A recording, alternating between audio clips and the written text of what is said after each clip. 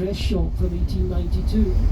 And she's seen walking through solid people. A policeman actually saw her walk through a solid person and disappear into thin air. So she's a famous ghost from around here, the Blue Lady, the Mad Dressmaker.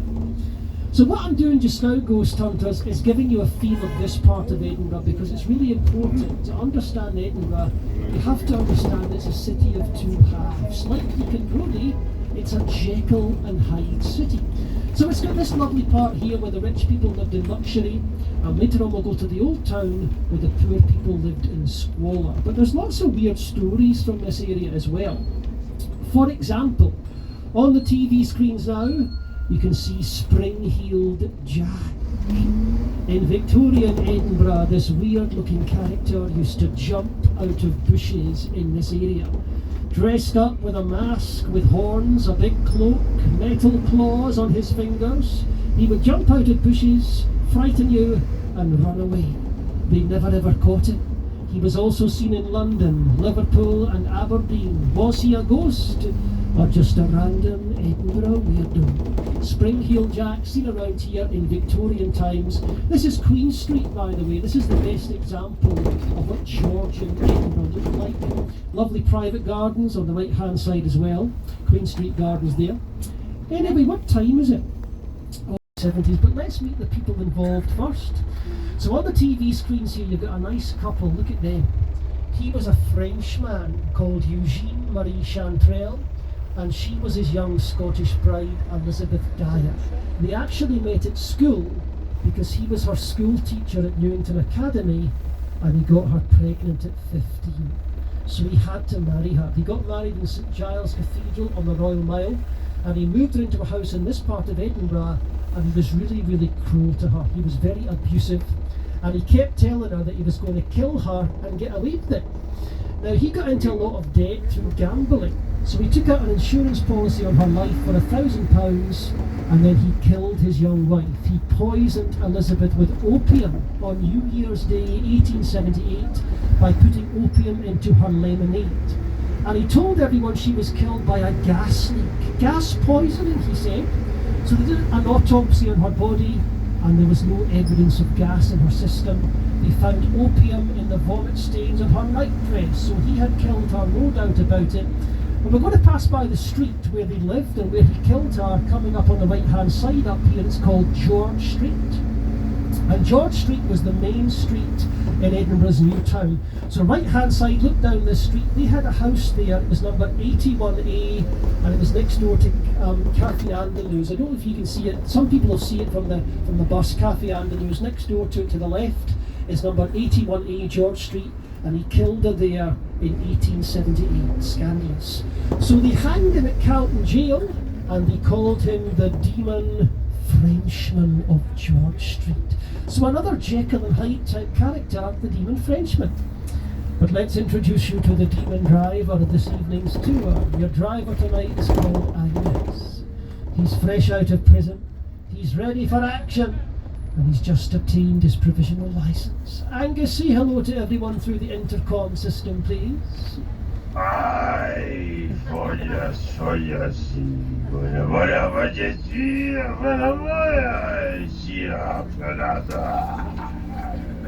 Oh really? That's very interesting. Yes, thank you, Angus. Lovely.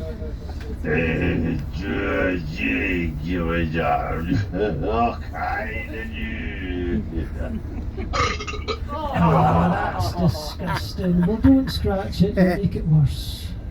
Here, any nice ladies on board? I'm looking for a new girlfriend. I don't think you're going to get any volunteers, Angus. I'm going to switch you off before you say something dangerous. Bye-bye. I do apologise about the demon driver. He's not really a demon, he's actually a medium. Only recently became a medium. Before that he was a small. Right, back onto Princes Street. Some of you will see the castle high up on the left-hand side, Edinburgh Castle. If you're downstairs on the right, you may have to duck down to see the castle. It's very high up on the left. I keep asking the council to move it. I don't know what the problem is. There are parts of Edinburgh Castle that are over 900 years old, and it's haunted by a headless drummer boy. This ghostly apparition, minus its head, is seen on the castle battlements to warn us the castle is in danger. So if you ever see a headless drummer boy on the battlements of the castle, run for cover, Edinburgh is in trouble. There's also a phantom bagpipe player. Ghostly bagpipe music is heard from underneath the castle. But back on Princes Street now, I must tell you this weird story from the 1930s. On the TV screens here is Lady Zelia Seaton. Now she lived in this part of Edinburgh in 1936 and she went on holiday to Egypt with her husband. There they are, visiting the mummy's tombs. She decided she wanted a souvenir, so when nobody was looking, Zelia stole a bone from the spine of an Egyptian mummy. She stuck it back to Edinburgh and put it on display in her dining room, and the house seemed to be cursed. There was fires, there was accidents, there was illnesses, rooms were trashed overnight with no explanation, all since this bone was brought into the house. Well, it made the local newspapers in the 1930s, and eventually everything came to a head one day when they saw the ghostly apparition of the Egyptian pharaoh on the staircase of their house in this part of Edinburgh. So her husband took the bone to a priest, had it blessed and burnt, and the mummy's ghost was never seen again. Be careful what souvenirs you take home with you from your holidays is the lesson there. On the left hand side now we have the graveyards. Look at these graveyards here. This is the oldest Christian site in Edinburgh on the left hand side. It's called St Cuthbert's Kirkyard. But in the early 1800s, the graveyards were targeted by people called body snatchers or resurrection men. Now these were criminals who would earn a living by stealing dead bodies and selling the bodies to student doctors studying anatomy, because Edinburgh at that time was the best place in the world to train to be a doctor. But you couldn't qualify to be a doctor until you dissected a human body, and they were only allowed to use hanged criminals for these dissections. Well, they ran out of criminals to hang. So the doctors started paying people to steal bodies from the graveyards. They would pay £10 for a fresh body, and that was about a year's wages for the common working man. This became a huge problem for the people of Edinburgh trying to protect the graves of their relatives. And this graveyard on the left-hand side was targeted quite a lot, St Cuthbert's was. So I just like to say... Sorry to interrupt, but you're all gonna have to get off this bus. What are you talking about, Angus? We have a slight problem. The bus isn't safe. Everyone off. This is scuttling about. I'm going to show you some photographs of the watchtower from previous tours. Have a look at these. See the strange lights and orbs round about the building there? And can you see the face at the window? There's a definite face pressed up against the window there. See the nose against the glass? It's like someone's peeking round the corner. I love that one. The next one is two glowing eyes. The two white eyes in the darkness. So these are all taken by passengers on this tour and sent in afterwards. Now people see a smiling face here. Two big eyes and a smiling mouth in that pane of glass. And a really angry, devilish face in the top corner. We see that face in lots of pictures, so I can't say if these are paranormal or what they are, but we get loads of them and we get them all the time, so I find them fascinating. Look at that strange light. Anyway, that's the watchtower. Just make sure everyone's back on board. So downstairs looking good, and upstairs very nice, and the foot cam as well. I like those trainers actually. What is that brand of trainers there that's got the white soles and the laces with the oh my goodness. Nothing to worry about, some kind of electrical malfunction, that's all. We'll just blame Uncle Angus for that. He's just new to the job and he's still wet behind the ears, because I've been licking the back of his head.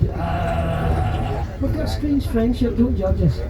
Okay, moving on, Ghost Hunters, back into the old town now. We're currently taking you along King's Stables Road. This is where Birkenhead used to live. Have you heard of Birkenhead? Two Irishmen, William Burke and William Hare, on the TV screens here. They were serial killers in the 1820s. They heard how much money the doctors would pay for a dead body, but they didn't want to dig up bodies from graveyards, so they started murdering people. They killed 16 people in this area in under a year and sold all the bodies to Dr. Robert Knox, Professor of Anatomy. They used to have a house on this street, a lodging house, where they would commit most of the murders. Unfortunately, the house is gone now, and I'll show you where their house used to be.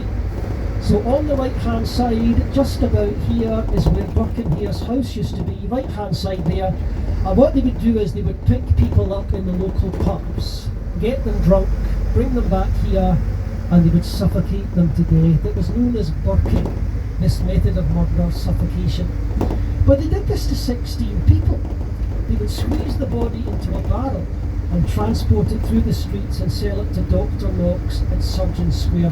But eventually their luck ran out. They were actually caught on Halloween night of 1828 with the body of an old Irish woman. Now if you have a look at the TV screens, on the right hand side is William Hare. He was pardoned. They let him go for giving evidence in court.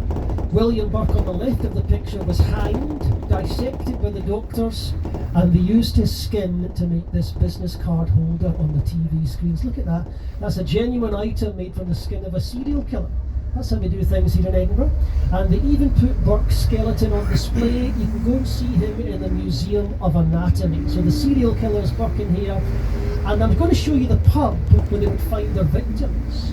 On the left hand side, the White Hart Inn. Left hand side, the White Hart Inn. They would go in there, get someone drunk, take them home and kill them and sell the body.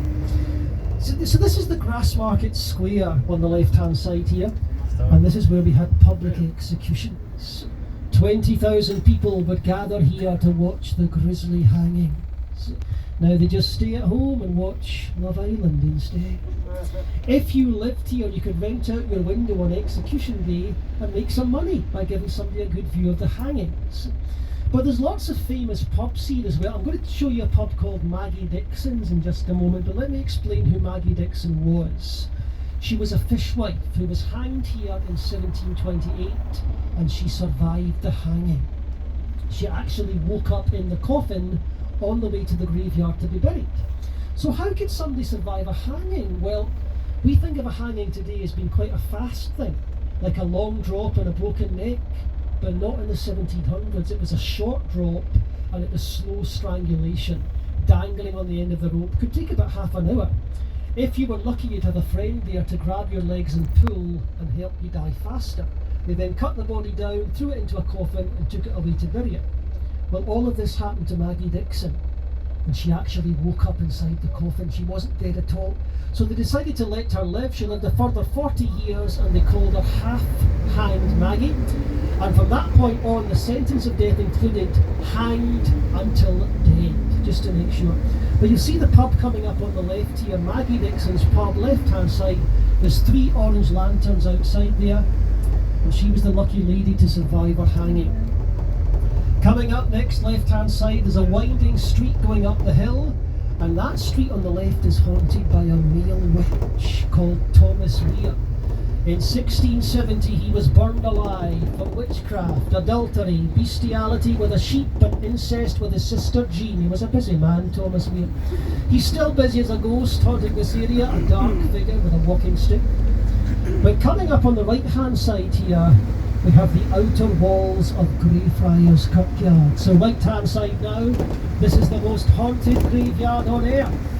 And you can see on the TV screens what's behind the wall. That's inside the graveyard. And they reckon there's about 500,000 bodies buried in there. I'm going to tell you the ghost story about it in just a second, but coming up on the left, we're going to pass by the statue of a Skye Terrier dog called Greyfriars Bobby.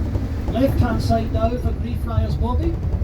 And that wee dog sat on top of his dead master's grave every single day for 14 years. There he is on the TV screens as well. Isn't that a lovely story? That man would just not let go of that dog's leash. Anyway, if anyone's brave enough to go into Greyfriars Kirkyard, take my advice and stay away from this too on the TV screens here. Ladies and gentlemen, this is the final resting place of a very evil judge. Scarier than Judge Judy, more terrifying than Simon Cowell after the facelift. This man was called Bloody George Mackenzie, And he was responsible for the executions of thousands of people in the 17th century. But it wasn't until the 1990s that a homeless man broke into his tomb, fell through the floor, and landed on top of his rotting remains. And then in 2003, a teenage boy came along called Sonny Devlin. And Sonny also broke into the tomb, but he actually cut Mackenzie's mummified head off and used the head as a football. He was kicking the head of the Lord Advocate for Scotland through the streets in this area to entertain his girlfriend, as you do. After these things happened to Mackenzie's tomb, people started to be attacked around the graveyard. They'd be cut, bitten, scratched, burnt, knocked unconscious by an unseen evil force. So they call this thing the Mackenzie poltergeist. It's the most documented poltergeist case in history, the most violent poltergeist known to man, and it is still attacking people in the graveyard today. The graveyard's left-hand side now, behind all these buildings here. We're going to go past the gates on the left just down here. But several years ago, they brought in this man on the TV screens to do an exorcism. This is the Reverend Colin Grant, and he actually dropped dead 2 weeks after this picture was taken, after he messed with this poltergeist. Look it up online if you don't believe me, it's all true. The Mackenzie poltergeist. Be careful in Greyfriars Kirkyard. Anyway, how are we doing upstairs? Behaving upstairs?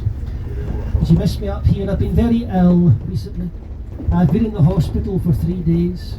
Every single... About the granny. Angus, shut it. We are not supposed to mention the granny. Tell them about the granny. Or I will. Ladies and gentlemen, I don't usually tell this story, but back in the 1970s, somebody died on this bus in a fire. And that person was an old granny who lived in the area. She actually burned to death sitting on a seat on this bus. Now, we forgot all about this until last month, when a psychic came on the tour and told us the granny's ghost is haunting the bus. The psychic warned us if anyone sits in the granny's seat, something terrible will happen. Now, I bet you're wondering which seat that is. I've no idea, I wasn't here that day, I can't help you. So it could be anyone downstairs or anyone upstairs. Who's sitting on the granny's seat tonight? If you start to feel weird, strange, unusual, then you could be the one, and something terrible could happen.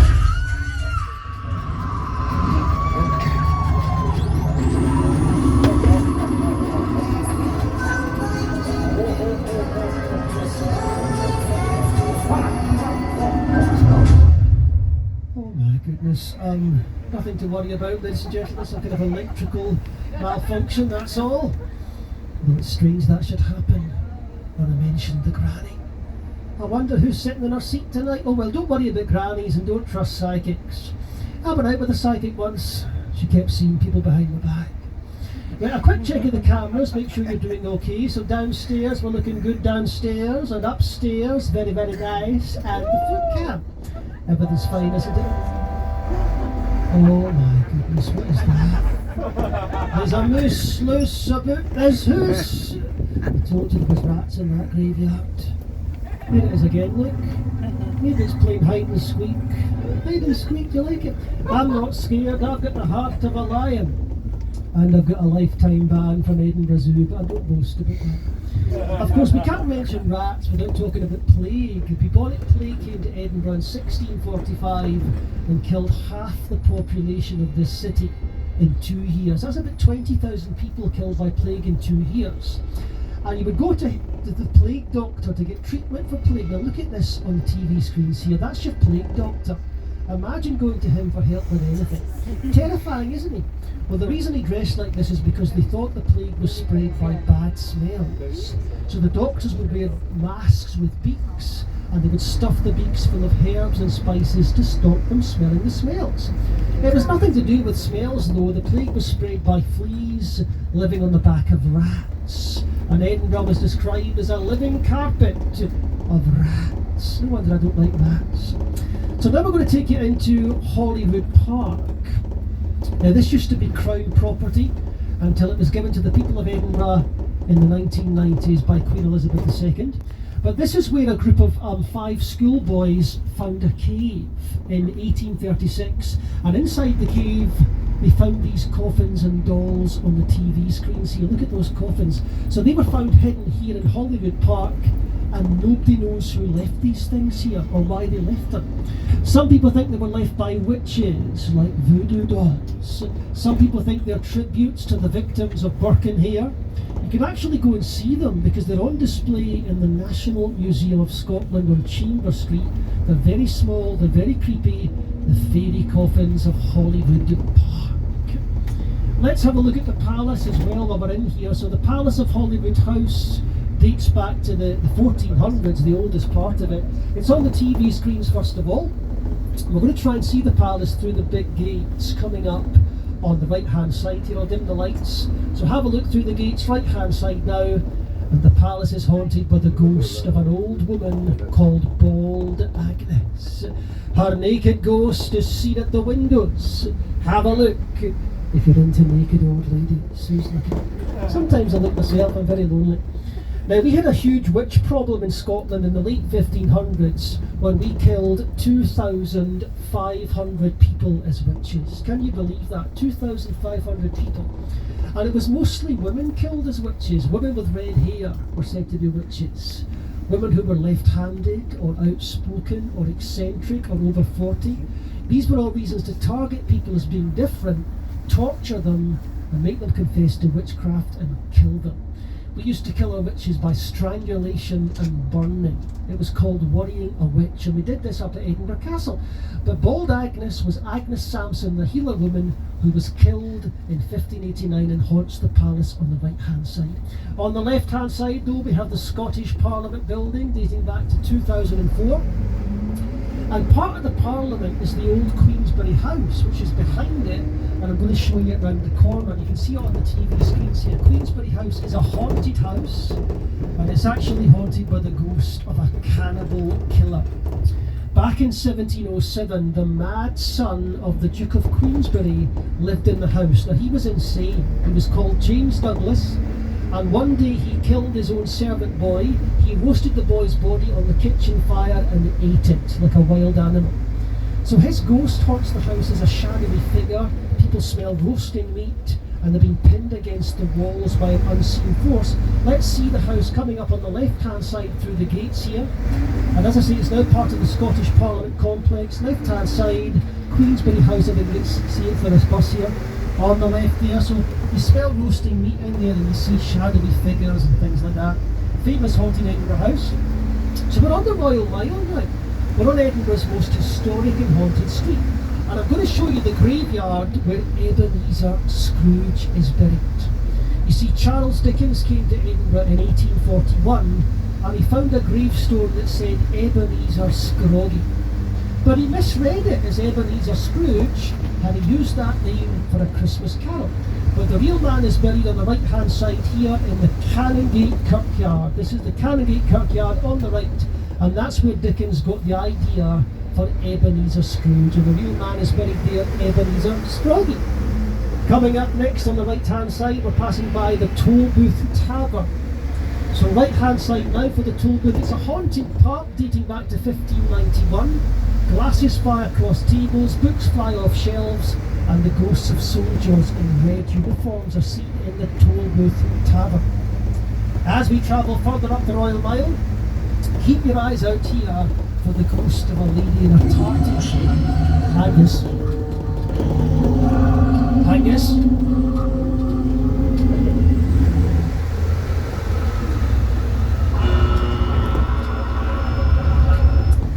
Ladies and gentlemen, we seem to have lost the pictures on the TV screens. I do apologise. I'm sure it's nothing paranormal, although it seems to have gotten worse since I told you about the granny. I'm going to try and fix the TV screens. Give me a shout if I get a picture, please. Oh, hang on, I think I've got it.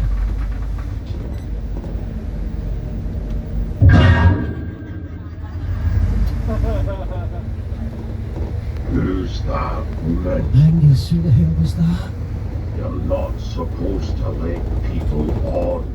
during the tour. Nobody else got on this bus.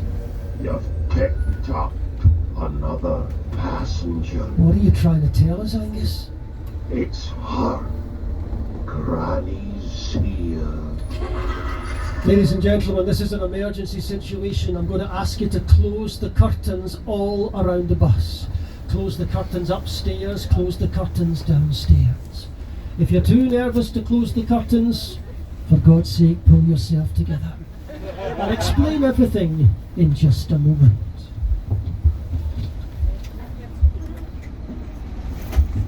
Everyone concentrate really hard. Good luck, everyone. Let's get rid of this ghostly granny. 1, 2, 3, concentrate. Spirit, come through. Give us a sign. Throw something, bang something, make an eye. Oh, I don't like this. Spirit, if you're the ghost of the granny that died here, then please leave. Use our concentration. Cross over to the other side. Be gone, Spirit. It's working. She sounds angry. This was a bad idea. Is everybody okay downstairs and upstairs? I don't feel very well. I feel as if the granny's taken over. I better go and phone for help. Remain in your seats and don't panic.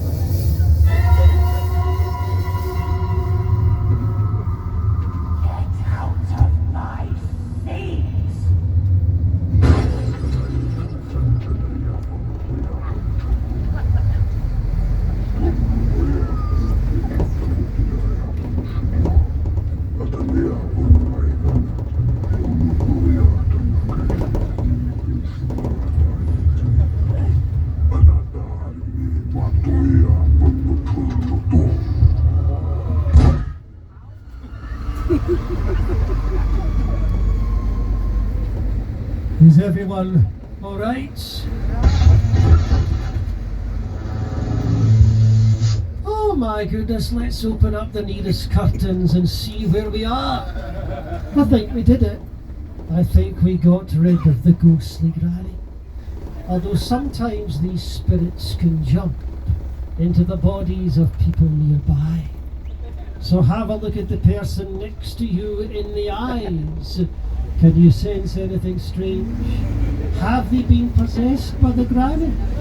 We never found out who was sitting in our seat, did we? So be careful who you go home with tonight, in case the granny comes. Thank you so much to all of you for joining us on this evening's ghost tour. It's been lovely to meet you and tell you Edinburgh's dark history, so thank you so much for coming along tonight. We're going to take you back to the bus stop now. Please do remain seated, and I'll give you a shout once we're safely parked. If you've enjoyed the tour with myself, Tommy Taylor, give us a nice review on TripAdvisor, it's much appreciated. If you've really enjoyed the ride, we've got a wee tip hat for the driver and myself on the way out. Sometimes people ask if they can take photographs or spooky selfies, or they have a question about the stories. Any of that stuff, just see me on the way out at the end of the tour. But I'm going to let you into a wee secret actually. We had a bit of fun tonight with the story of the granny and the funeral buses, just to give you a wee scare. But let me assure you that all the other Edinburgh ghost stories I've told you are absolutely true stories.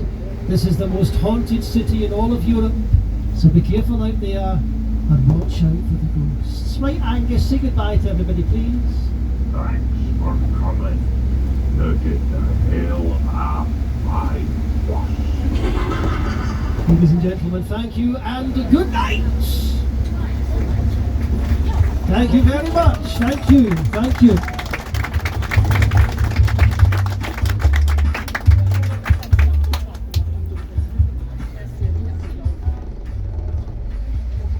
They used to call it Bear's Knoll, which meant Children's Hill. And they say there's a ghostly little girl that wanders round here after dark. She's seen between the tombstones, and sometimes she will pull or tug on the back of your coat. I have to say the ghost most often attacks children, or women, or men. She's an equal opportunities attacker, let me know how you got on. But I've really brought you down here to talk a little bit more about the body snatchers, because this is where it all happened. So the doctors would give you £10 in the 1800s to steal a dead body. That doesn't sound like a lot of money. Well, let them decide. You can't compete with that. So, would anyone here be tempted to dig up a dead body for £10 tonight? Any takers? That's not enough, is it? Well, in today's money, that £10 from the 1820s is £1,362. So, now we're tempted. So I'm going to teach you all how to be Edinburgh body snatchers. You're going to go out tonight, get digging, and make lots of money. And the first thing you have to do is get drunk. Because you are going to see and smell some horrible, nasty things inside the graves, right? So the body snatchers would line their stomachs with alcohol to stop them being sick at work. The next thing you had to do is get the body out of the ground as quickly as possible.